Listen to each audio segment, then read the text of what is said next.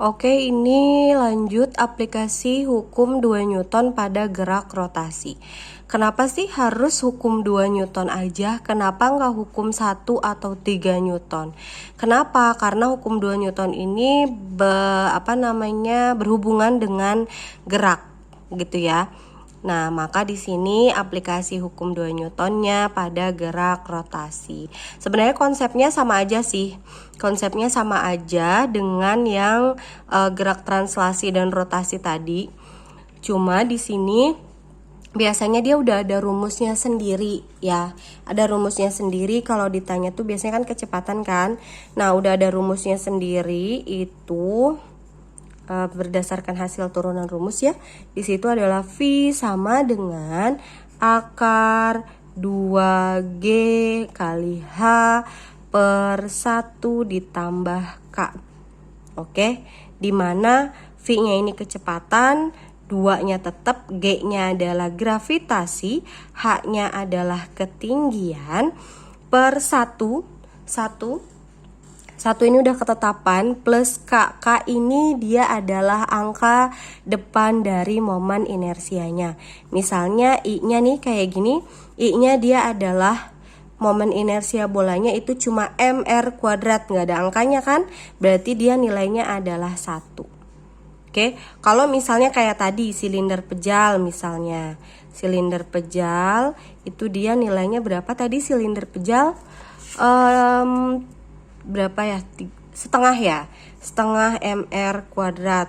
Nah, maka di sini nilai K-nya itu yang ini, setengah. Gitu. Maka nanti kalau di soalnya tentang silinder pejal, maka di sini K-nya setengah. Cuma karena kita lagi bahas tentang konsepnya supaya sama-sama paham dari awal kenapa pakai rumus ini dan itu, maka ini berdasarkan konsepnya Ibu jelasin lagi ya. Oke. Di sini adik menggelindingkan bola bekel dari atas bidang. Sama ya, ini anggap bola bekel dia menggelinding berarti ke bawah gitu. Nah, 0,4 ini dia adalah H-nya, ketinggiannya. Jika massa bolanya, massa ini dia adalah M, massanya 50 gram. Jari-jari ini jari-jari adalah R. Kecepatan bola saat menyentuh lantai sebesar berarti V yang ditanya. Gitu ya. Sama juga seperti tadi, maka di sini sama ya rumusnya yang seperti sebelumnya.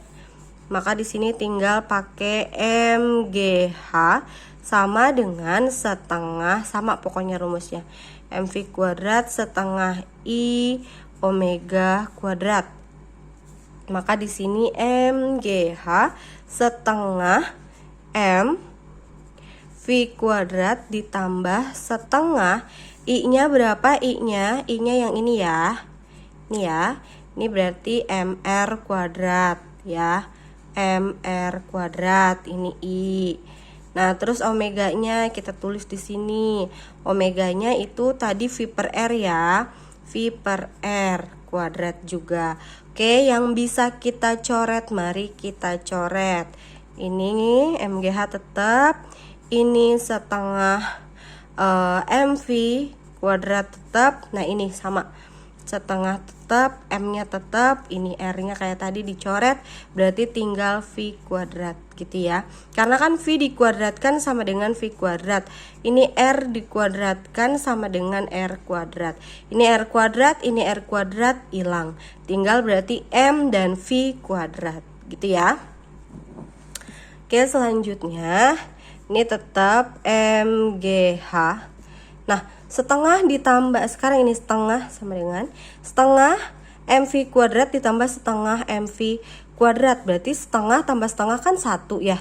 Berarti tinggal, ini setengah 1 lah. Berarti tinggal si MV kuadrat pun sama. MV kuadrat berarti tinggal MV kuadrat aja ya. Maka di sini kan kita mau cari kecepatannya ya. Kita mau cari V-nya ini. Maka di sini MGH sama dengan MV kuadrat.